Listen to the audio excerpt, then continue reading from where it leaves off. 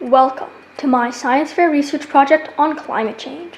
My name is Vincent, and I will be discussing the science, risk, and solution of climate change.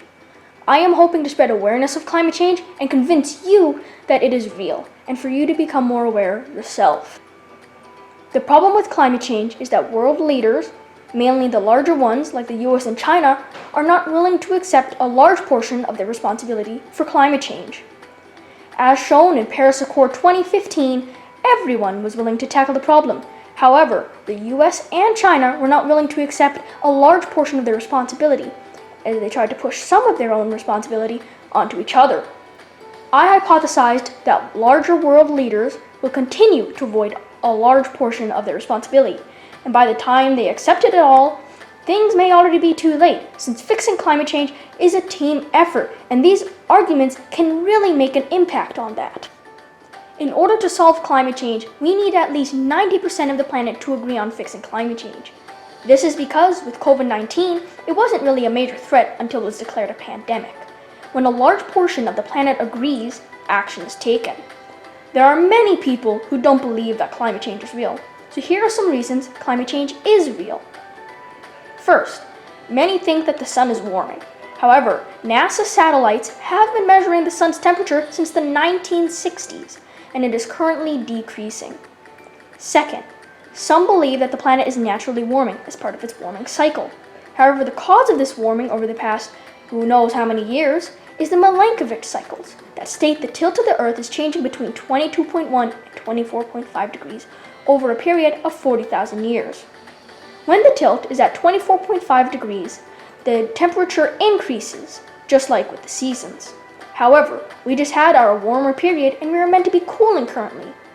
Also, our warming is 10 times faster than normal, since it usually increases 1.1 degrees per 1,000 years, but we have increased 1.1 degrees in a century. Some believe that this is like the medieval warming period, where we are simply warming a little. However, when the average temperature is put on a graph, the medieval warming period is a small tick, but current day temperatures make that tick look like a tiny speck. One of my resources was the climate science community, which brought up what is known as the climate equation. The climate equation uses the principles of multiplication. Anything multiplied by 0 equals 0. There are three things that can stop climate change: population times consumption times fossil fuels, which means getting either of these to 0 would fix climate change. However, if we had no population, we would all die. No consumption, we would all die. And no fossil fuels, that is something that we can substitute, meaning that we can still live without it. We use the past to help us determine the future and contrast things with the present. A great example of this for climate change is the PETM, which is short for Paleocene Eocene Thermal Maximum.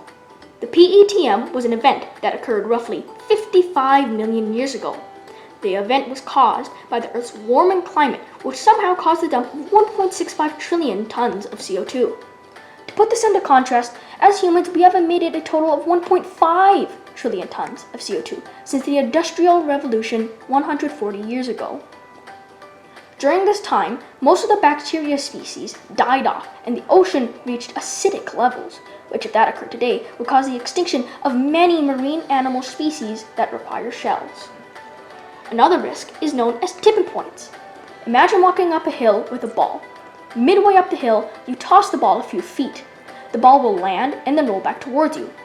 However, if you throw it over the other side of the hill, it will not come back as it will have gone over the other side.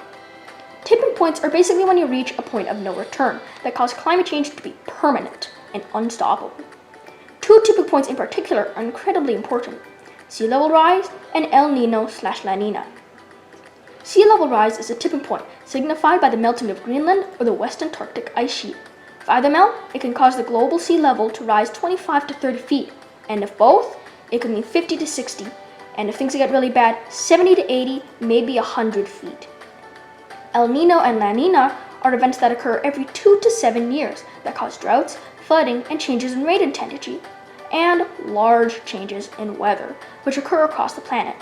If this tipping point occurs, it can happen more often, have larger impacts, and reach more areas of the planet. In order to fix climate change, we need to complete two tasks: convert to renewable energy and mitigate along with adapt. These are incredibly important for fixing climate change.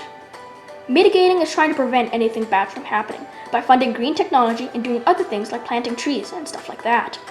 Adapting is preventing large impacts from such risks, such as flood barriers to prevent from flooding. 73% of emissions are put towards energy production, which is why renewables and replacing that energy is going to have the largest impact on the progress of climate change. There are 4 main renewables: wind, solar, hydro, and nuclear. Wind energy is one of the more famous renewables, and it has lots of potential, such as simple improvements that can make large impacts, as well as the idea of replacing turbines with kites that produce energy. However, it does have some downsides, such as how it can kill birds that fly into it, and how the larger it is, the better it works, but the larger the turbine is, the higher the chance of it breaking. Solar energy, the second famous renewable, can power the whole world if it covers the landmass of Germany. However, solar panels are made of silicon, which is found largely in deserts, so covering the Sahara Desert can supply the world with energy and extra, which is a great opportunity. Hydroelectricity has many disadvantages. It is considered a mature technology, however, I see lots of room for improvement. All renewables do produce a little bit of emissions, however, hydro produces the most emissions out of all of them, due to the requirements for the dams to be built. Finally, nuclear energy is something that scientists know how to function, but some aspects are still being improved, such as how to deal with nuclear waste and improve the reactors to do better, such as replacing them with molten salt or traveling wind reactors. In conclusion, we are both the problem and the solution. In order to fix climate change, we need to work together as one and take those first steps to fixing climate change. We need to accept all the responsibility required to fix climate change, as well as fund green innovation and mitigate along with adapt. If I were to do this project again, I would try to put more time and effort into it, since I am doing climate change as a whole. This was a very ambitious project, and time was one of the main things that prevented me from learning as much as I wanted to. Thanks to my mom and dad and teacher who helped motivate me, keep me on track, and supply science fair information. Check out Climate Science, which is a great source of climate change information, and a big thanks to the CEO/co-founder Eric Steinberger for answering some of my questions for me. Here's my research link. Warning, it is very large, over 100 pages, and you have many tabs open and may cause some problems. Also, here's my log, which progressively updated throughout the science fair. It is rather large itself, at roughly 50 pages.